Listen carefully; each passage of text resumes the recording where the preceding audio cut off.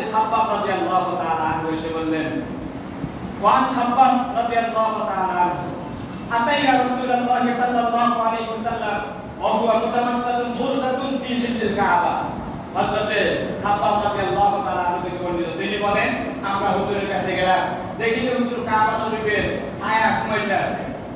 খাব্বাব বললেন, আলা তাদউনানা আলা তাস্তাগফিরুনা ইয়া রাসূলুল্লাহ, হে আল্লাহর রাসূল, আমরা তো মাই খাইতে খাইতে শেষ হয়ে গেছি, হুজুর আপনি আল্লাহর কাছে একটু দোয়া করেন।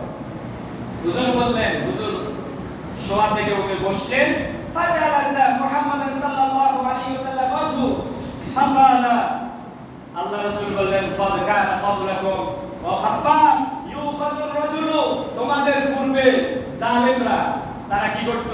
ইসলামের কথা বলতে, দেশের স্বাধীনতার কথা বলতে, ফ্যাসিবাদী কায়দায় তারা আচরণ করত। তারা ওই মানুষগুলোকে ধরে ফায়ুফারু ফিল আরদে, জমিনে কোমর পর্যন্ত গর্ত করে, এরপরে সুম্মাই উতাবিল মানশা, কড়া টানা হতো, কড়া টেনে দুই পাশে দুইজন দাঁড়িয়ে গাছকে যেরকম ফাড়ায়, এরকম ইমানের কথা বলার কারণে, দেশের স্বাধীনতার সার্বভৌমত্ব কথা বলার কারণে, এক আল্লাহর কথা বলার কারণে কোমর পর্যন্ত গর্ত করে তাদেরকে কড়া দিয়ে দ্বিখণ্ডিত করা হতো। সুম্মাই উতাবিল মানশা ফায়াজালু রাসাহু আলা ফায়াজালু ফিল কাতাইন, তাদেরকে দ্বিখণ্ডিত করা হতো, তাদের কড়াতে দাঁতের ভিতরে রক্ত আর হাড় আর গোশত ছাড়া কিছুই পাওয়া যেত না।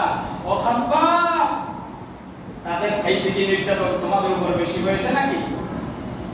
ওয়াল্লাহি লা ইউতাম্মান্না আল্লাহ হাদালাম, ও খাব্বাব, আমি মুহাম্মদ স্বপ্নে দেখতেছি, আমি মুহাম্মদ দেখতেছি অত্যাচার যেই জায়গায় বেশি হয়, ইসলামের বিজয় সেই জায়গায় সুনিশ্চিত হয়ে যায়।